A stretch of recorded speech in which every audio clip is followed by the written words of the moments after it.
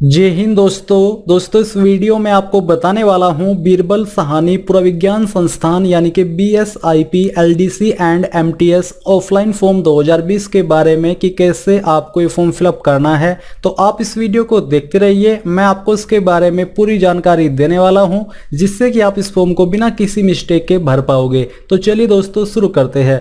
दोस्तों मैं आपको बता दूं कि मैंने कल इस भर्ती के बारे में आपको एक वीडियो के माध्यम से अपडेट किया था और आपसे पूछा था कि क्या आप चाहते हैं मैं आपके लिए फॉर्म फिलअप की वीडियो बनाऊं। तो आप लोगों के अच्छे खासे कमेंट आए कि सर हमें फॉर्म फिलअप की वीडियो चाहिए, जिसको देखते हुए ये वीडियो मैं आपके लिए बना रहा हूं। तो जो लोग इसमें अप्लाई करने के लिए इंटरेस्टेड है वो लोग इस वीडियो को पूरी वॉच करके अप्लाई कर ले। अगर आपने अभी एलिजिबिलिटी की वीडियो नहीं देखी तो आप ये वीडियो वॉच कर ले, जो कि आप अभी चैनल के ऊपर BSIP सीधी भर्ती 2020 के नाम से देख पा रहे हो। इसका डायरेक्ट लिंक आपको इसी वीडियो के डिस्क्रिप्शन में भी मिल जाएगा।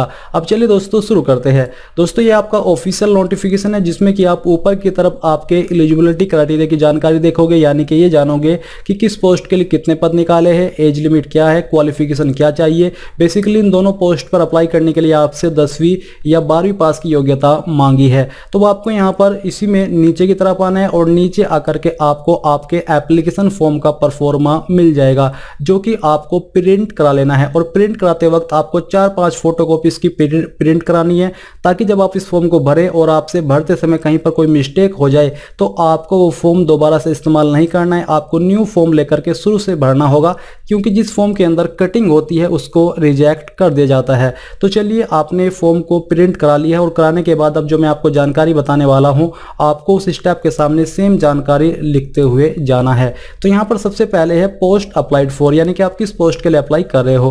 तो ये जानकारी आपको आपके इसी ऑफिशियल नोटिफिकेशन में मिल जाएगी। जैसे कि लोअर डिवीजन क्लर्क, तो आपको सेम तरीके से यहाँ पर लोअर डिवीजन क्लर्क या मल्टीटास्किंग स्टाफ यानी कि MTS लिख देना है।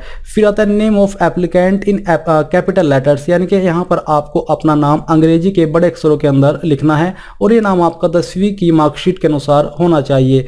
फादर्स हस्बैंड नेम, यानी कि अगर आपकी शादी हो चुकी है तो आपको अपने पति का नाम डालना है, नहीं तो आपको अपने पिताजी का नाम यहाँ पर लिख देना है। मदर्स नेम, यानी कि आपकी माताजी का नाम, तो अब आपको यहाँ पर अपनी माताजी का नाम देना होगा और ये नाम भी आपको 10वीं की मार्कशीट के अनुसार ही लिखना होगा। फिर आती है डेट ऑफ बर्थ, यानी कि आपकी आयु सीमा, आपकी आयु। तो यहाँ पर आपको अपनी एज लिख देनी है, ये भी आपको 10वीं की मार्कशीट के अनुसार ही लिखनी है। फिर नीचे आता है एज ऑन क्लोजिंग डेट, यानी कि जो आपके इस फॉर्म के भरने की अंतिम तिथि है, जो कि 23 अक्टूबर 2020 है, उस डेट तक आपकी उम्र कितने साल, कितने महीने और कितने दिन की होती है, यानी कि आपको अपनी उम्र को कैलकुलेट करना होगा। तो ये करने के लिए आपको क्या करना है, आपको गूगल के अंदर आना है और एज कैलकुलेटर सर्च करना है।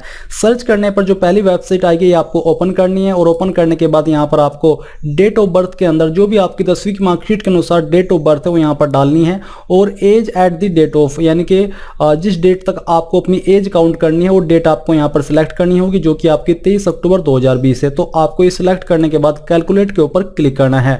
फिर इसके बाद आपकी DOB के अनुसार जो भी आपकी उम्र होती है वो यहाँ पर आ जाएगी, जैसे कि 23 ईयर 5 मंथ और 21 डेज मेरी उम्र यहाँ पर निकल के आती है। तो यहाँ पर आपको सेम उम्र लिख देनी है, यानी कि ईयर्स के सामने 23 और मंथ के सामने मंथ और डेज के सामने डे, तो ये लिख देना है। फिर आपको इस तरफ देखने को मिल पा रहा है affix recent passport size colour photo, तो यहाँ पर आपको अपना recent colour passport size photo एक चिपका देना है। फिर नीचे है आपका यहाँ पर 8 पॉइंट कैटेगरी, तो जो भी आपकी कास्ट कैटेगरी है वही आपको यहाँ पर मेंशन कर देनी है। अगर आप इस फॉर्म को SC ST OBC से भरोगे तो आपको कास्ट सर्टिफिकेट भी इस फॉर्म के साथ अटैच करना होगा। Application fee, bank date, amount, demand draft number. दोस्तों अब यहाँ पर आपको जो एप्लीकेशन फीस जमा करनी है उसके बारे में जानकारी देनी है। तो यहाँ पर आप देख लीजिए आपकी लास्ट डेट दी गई है। इसके अलावा आपको बोला है कि इसमें जो जनरल OBC कैंडिडेट है उनको अप्लाई करने के लिए 250 रुपये फीस देनी है। जो लोग इसको SC ST PH women candidate से या वुमेन कैटेगरी से फिलअप करेंगे उनको कोई फीस देने की आवश्यकता नहीं है। तो जिन कैंडिडेट को फीस जमा करनी है उनको डिमांड ड्राफ्ट के माध्यम से करनी है। Director Birbal Sahni institute of palaeosciences Lucknow, drawn on any nationalised bank, यानी कि कोई भी नेशनलाइज्ड बैंक के माध्यम से आपको पे करनी है एट लखनऊ में। No other mode of payment of application fee is acceptable, यानी कि इसके अलावा किसी भी माध्यम से फीस जमा नहीं कर पाओगे। तो जब आप अपनी फीस जमा कर दे और जमा करने के बाद यहाँ पर आपको बैंक का नाम डालना है, डेट डालनी है, किस डेट में आपने की है, अमाउंट डालना है रुपीज़ का, और डिमांड ड्राफ्ट नंबर आपको यहाँ पर लिखना होगा। फिर 10 पॉइंट आता है मैरिटल स्टेटस। तो जो भी आपका मैरिटल स्टेटस है वो आपको लिख देना है, आप मैरिड हो, अनमैरिड हो, सिंगल हो, डिवोर्स्ड हो, या फिर जो भी है वो यहाँ पर आपको लिखना होगा। कंप्लीट पोस्टल एड्रेस फॉर, यहाँ पर दोस्तों आपको अपना प्रेजेंट डाक पता लिखना है पिन कोड के साथ में। फिर यहाँ पर आपको नीचे कंप्लीट परमानेंट एड्रेस, तो अब आपको नीचे अपना परमानेंट एड्रेस लिखना है। अगर आपका प्रेजेंट एड्रेस और परमानेंट एड्रेस सेम है तो आप यहाँ पर same as postal address, but यहाँ पर दोस्तों मैं आपको सजेस्ट करूंगा कि आप दोनों में अगर आपका एड्रेस सेम ही है तो दोनों अलग अलग से लिख दीजिए, नहीं तो इसमें क्या पता आपको कुछ प्रॉब्लम हो जाए। ऐसा हम ऑनलाइन फॉर्म के अंदर लिख देते हैं या फिर वहां से इसको टिक कर देते हैं।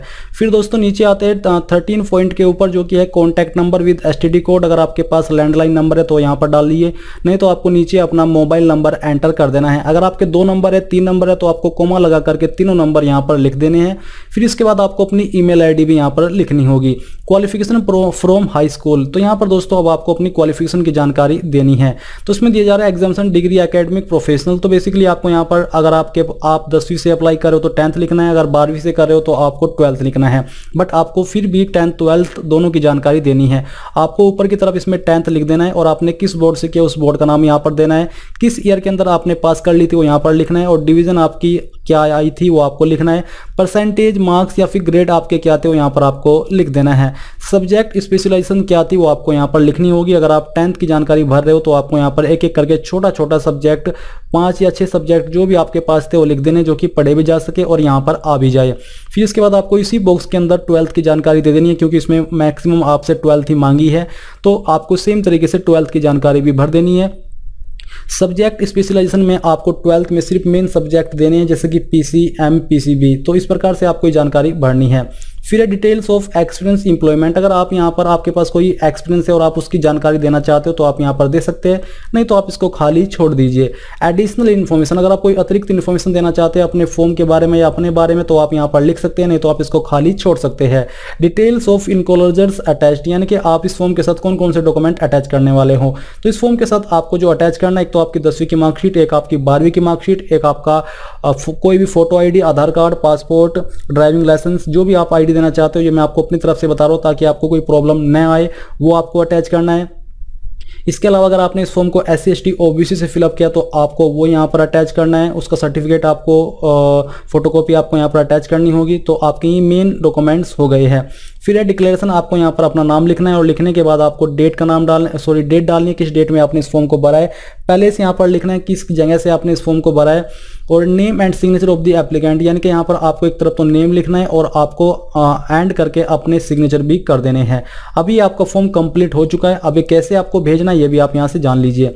अब आपको इसी में यहाँ पर देखने को मिलेगा कि आपको जो अपना एप्लीकेशन फॉर्म सेंड करना है, ये आपको एनवलप सुपरस्क्राइब्ड आपका जो लिफाफा है उसके ऊपर आपको लिखना है application for the post of, उस पोस्ट का नाम जिस पोस्ट पर आपने अप्लाई किया है, और ये आपको स्पीड या रजिस्टर्ड पोस्ट के माध्यम से ही सेंड करना होगा। इसके अलावा कोई भी जो फॉर्मेट होता है सेंड करने का, पोस्ट करने का, वो एक्सेप्ट नहीं किया जाएगा।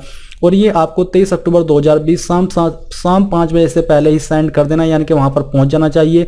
और एड्रेस आपका ये होने वाला है जो कि आप यहाँ पर देख पा रहे हो, ये एड्रेस आपको उस लिफाफे के ऊपर लिख देना है। इसी के साथ ही आपको ये फॉर्म ईमेल आईडी के ऊपर भी सेंड करना होगा। जी हाँ दोस्तों, आपने फॉर्म यहाँ पर तो सेंड कर ही दिया है, इसके साथ आपको जो आपके फॉर्म की एक फोटोकॉपी है आपको उसका फोटो ले लेना है, और लेने के बाद उसको PDF के अंदर कन्वर्ट करना है। और जो भी आपने जरूरी डॉक्यूमेंट इस फॉर्म के साथ अटैच किए उनको भी आपको PDF के अंदर कन्वर्ट कर लेना है। आप गूगल में जाइए, वहाँ से image to PDF convert search कीजिए, वहाँ पर वो सभी इमेज ऐड कर दीजिए, जैसे कि आपके एप्लीकेशन फॉर्म का इमेज, स्कैन कॉपी और जो डॉक्यूमेंट्स आपने इस फॉर्म के साथ अटैच किए हैं वो, और फिर उनको आपको एक फाइल के अंदर बना लेना है। इसके साथ ही आपको जो डिमांड ड्राफ्ट की फोटोकॉपी है जो कि आपने जमा की है फीस, उसको स्कैन करके आपको वो भी इस ईमेल आईडी के ऊपर सेंड करनी होगी। ये आपको PDF फॉर्मेट में करनी है और इस ईमेल आईडी के ऊपर इसी लास्ट डेट से पहले सेंड कर देनी है। अगर आप दोनों पोस्ट पर अप्लाई करना चाहते हो तो आपको दोनों पर अलग अलग से जो आपके लिफाफे हैं या फिर एप्लीकेशन फॉर्म है वो भेजने होंगे। ऐसा नहीं है कि आप एक ही फॉर्म से दोनों पोस्ट पर अप्लाई कर ले। अगर आपको कोई हेल्प चाहिए तो आप इन नंबर्स पर इन दिए टाइम पर कॉल करके ऑफिशियल हेल्प ले सकते हो BSIP की।